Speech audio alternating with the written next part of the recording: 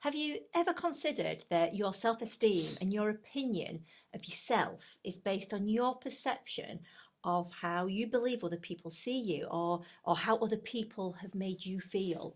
That's such an important point because you never really consider what kind of person you are, and you often overlook your great qualities because you see yourself through negativity that's been imposed by other people without ever looking back and questioning the motives of why they might have done that, or the fact that you might have just misread a situation from the past. But now that makes you feel negative. Absolutely. So, what we'd like to do today is to share with you our 7 successful self esteem tips so you can see for yourself the lovely person that you really are, and see the person in you that those who love you unconditionally see in you.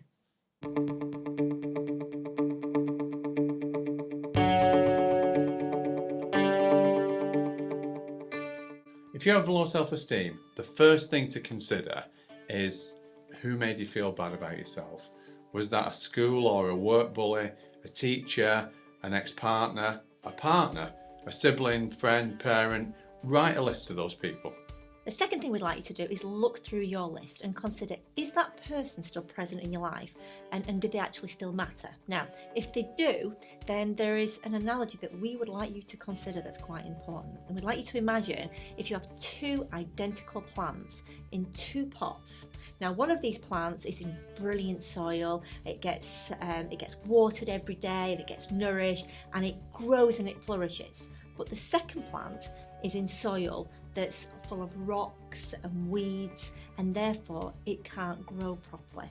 Now, that's something that is really important because the people that are around you can have a really big impact on how you feel and how you feel about yourself.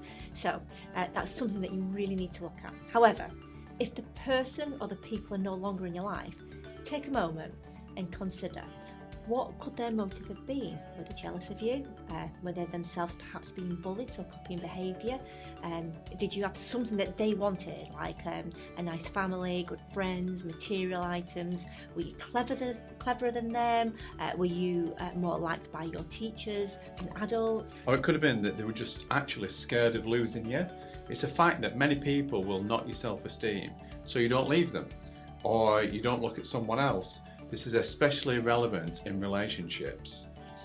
Tip number 3 is to consider what life skills or qualities or experience those people on your list had to be able to judge you in a negative way. Now, number 4, we'd like you to look at your list and ask yourself, this person that made me feel bad about myself, are they a nice person? If they're not, then what I'd like you to ask yourself is, why would you want to listen to that person on a daily basis? And in essence, drag them around with you every single day. You see, if you're saying unkind or negative things to yourself, knowing that you're a good person, realise that by saying those negative things and those bad things to yourself, that you're carrying on where that person left off, and that is just not you. It's now time to see yourself for who you really are and to realise if you've ever been loved, whether that's from a friend, a partner, a family member, a child, or even a pet, that's because you earned that loving, and it proves that you are lovable. Number 6, we'd now like you to see yourself through the eyes of love. Now, to do this, what you need to do is look in a mirror. Write down everything you see in that mirror, everything you say about yourself, and you'll probably notice that a lot of it is very negative.